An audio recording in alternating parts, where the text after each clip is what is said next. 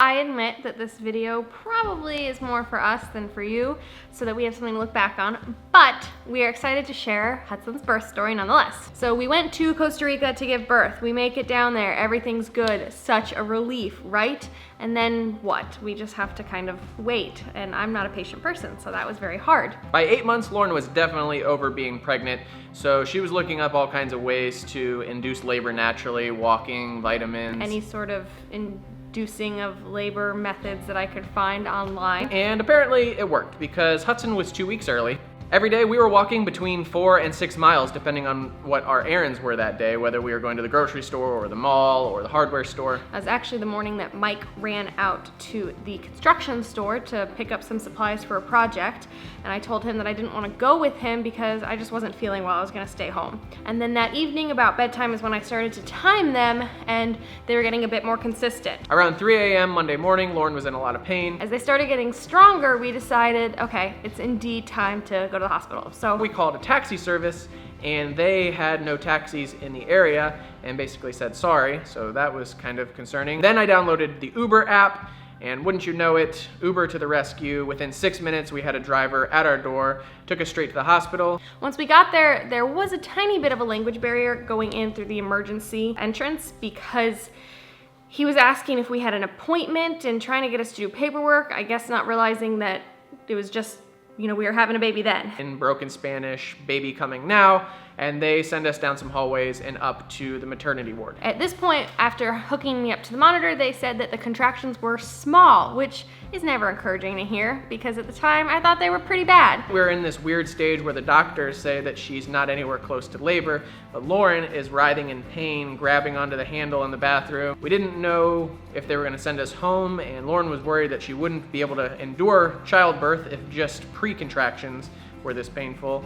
I definitely thought they were going to send us back home. At this point, it's 4 o'clock in the morning. We were getting kind of discouraged, but they said that the doctor would be in in about an hour and he'd check things out then. Lauren was just completely in pain, completely immobilized. I sent Mike downstairs to start filling out some paperwork and to put a deposit on our card. Not my doctor came in and said, because you're in so much pain, we're gonna do a C-section. I get a text from Lauren saying, come back, they're going to start a C-section. You gotta come back upstairs, they're saying C-section. I don't understand what's going on. At this point, the doctor, my doctor, comes in, which I'm very excited to see him. It turns out Lauren went from not being dilated at all to completely dilated within an hour or an hour and a half. All of the nursing staff started running around and they shuffled me down the hall, followed with all of my stuff. At this point, then I'm like, hey, I need an epidural. When is that gonna happen? I would have liked that a while ago. When I come upstairs, we talk to the doctor about the epidural, and because everything was so rushed, they weren't really prepared for the epidural, and both of the anesthesiologists that were on call at the hospital were both in surgery. So he calls the one who is on call, and he tells me he's on his way. I'm like, excellent, this is fantastic, great. And then he says, don't worry, he's about 15 minutes away, but he has a very fast motorcycle. I'm worried that it won't do anything at that point, that there won't be enough time before we start pushing. Luckily, he shows up, cool as a cucumber. In jeans, his scrub top, and a motorcycle jacket that he starts taking off as soon as he gets in. He starts giving her the drugs, whatever is in that big needle, and then within 10 minutes, Lauren is a completely different person. Immediately, I felt relief, which was so good. Even Mike said, you're like a different person right now. I said, well, yeah, it's a totally different experience. Once the epidural has kicked in, now it's time to deliver. So they slide Lauren to the end of the bed. I guess at that point, Hudson had not moved far enough down the birth canal. Hudson's heart rate was dropping. So they used the forceps to start pulling his head out. The spoon handles, and they yank on his head. And childbirth is a lot more violent than they lead you to believe on TV and in movies, because the doctor pretty much had his foot up on the bed and was just yanking as hard as he could to get Hudson to move down. I was not expecting that. I didn't hear this part, but Mike told me that his heart rate dropped again. And so then they got him out really fast so that they could get things going. But once he was out, everything was perfect. He gave us a nice little cry that he was good and we were good.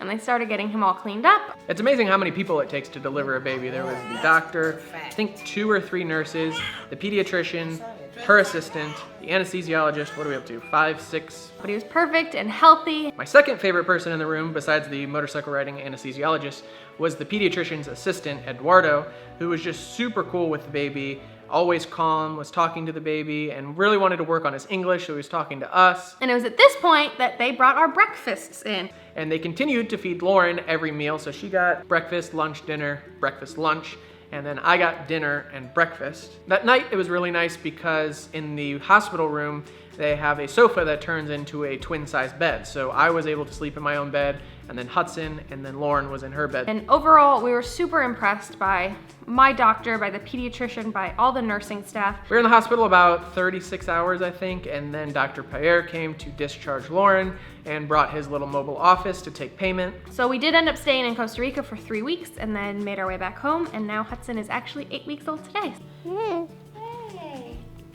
Hey. We were very happy with our decision to go to Costa Rica and would definitely, I think, consider doing it again. Now that we're back in the States, we are living with Lauren's mom while I fix up the RV, and then as soon as it's ready, we're gonna move in full time and start our big adventure. So stay tuned for that, and thanks for watching, guys. Bye.